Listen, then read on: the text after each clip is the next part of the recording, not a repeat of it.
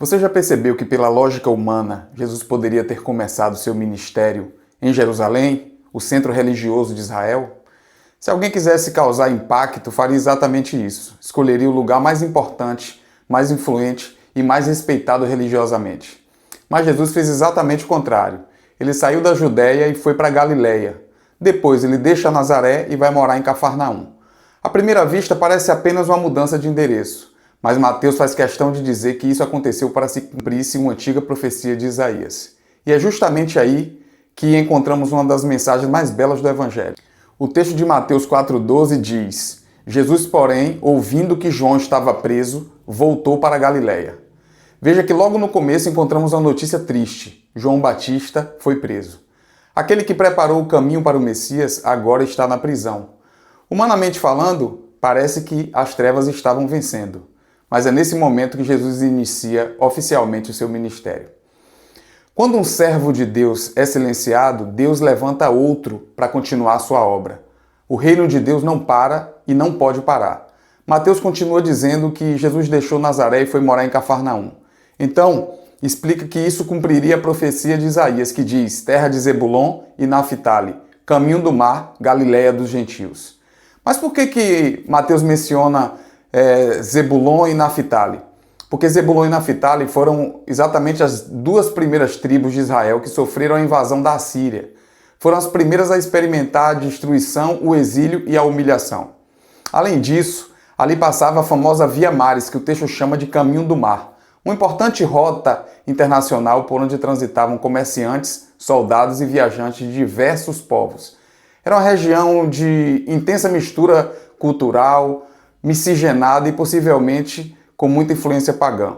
Foi justamente por isso que aquela região passou a ser chamada de Galiléia dos gentios ou das nações. Os judeus da Judéia, de Jerusalém, olhavam para aquela região com certo desprezo. Era quase como se dissessem: ali não é um lugar importante. Mas Deus escolheu exatamente aquele lugar. Interessante que 1 Coríntios 1,27 diz que Deus escolheu as coisas loucas do mundo para envergonhar as sábias. Escolheu as coisas fracas para envergonhar as fortes. Escolheu as coisas humildes, as desprezadas e as que não são, para reduzir a nada as que são, e para que ninguém se glorie diante de Deus. Assim sendo, a mesma região que primeiro experimentou o juízo da parte de Deus, agora seria a primeira a contemplar o início do ministério do Messias. Deus tem o hábito de transformar lugares marcados pela dor em lugares marcados pela esperança. E Mateus continua: o povo que estava sentado em trevas viu uma grande luz. Perceba o detalhe. O texto não diz que o povo estava andando nas trevas, diz que estava assentado em trevas. Ou seja, era uma condição permanente. Eles estavam morando e vivendo na escuridão espiritual. As trevas aqui representam o pecado, a ignorância de Deus, a desesperança e a separação do Senhor. Depois o texto vai mais fundo ainda e diz que aquela era a região e sombra da morte. É a figura de uma humanidade vivendo sob o domínio da morte, sem esperança, sem vida, sem saída. Mas aí acontece algo extraordinário. Ele diz que a luz raiou, ou seja, a iniciativa partiu de Deus. E esse é o Evangelho. Nós não encontramos Cristo pelos nossos próprios méritos. É Cristo quem vem até nós, porque nós é que estávamos perdidos ou estamos perdidos. Foi Ele quem entrou nas nossas trevas, foi Ele quem iluminou o nosso caminho. E então chegamos ao verso 17, Mateus escreve: desde então começou Jesus a pregar. Essa expressão marca o início de uma nova etapa no Evangelho. Agora o próprio Rei anuncia sua mensagem, e Ele também é a mensagem. E qual é a mensagem de Jesus? Arrependimento. Ele diz: arrependei-vos porque o reino dos céus está próximo.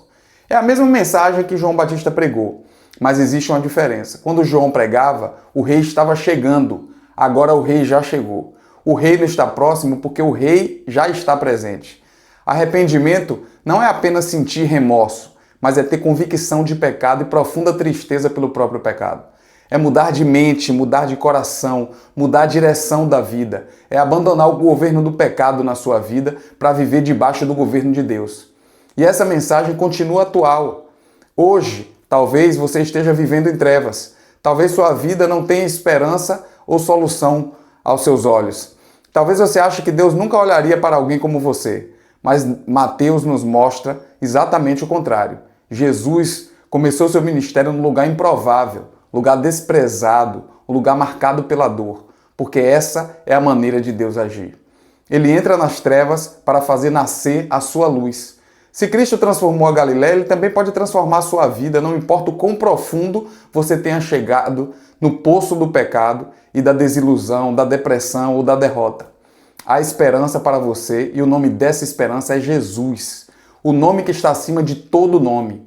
Responda ao chamado do Rei agora, hoje. Arrependa-se e renda-se a Cristo, creia no Evangelho e permita que a luz de Cristo brilhe sobre você, independentemente da sua condição física, espiritual, mental, emocional, financeira. Jesus quer te salvar e te abençoar. Ele pode transformar sua vida, o seu caráter, para sempre, transformar a sua situação e tirar você das trevas e tirar as trevas de dentro de você.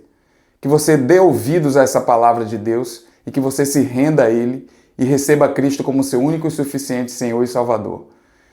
E se essa mensagem fez sentido para você, compartilha ela com quem precisa ouvir também e que você possa ser abençoado, e não só você, mas toda a sua família. Que Deus te abençoe, um forte abraço e até o próximo vídeo, se Deus quiser.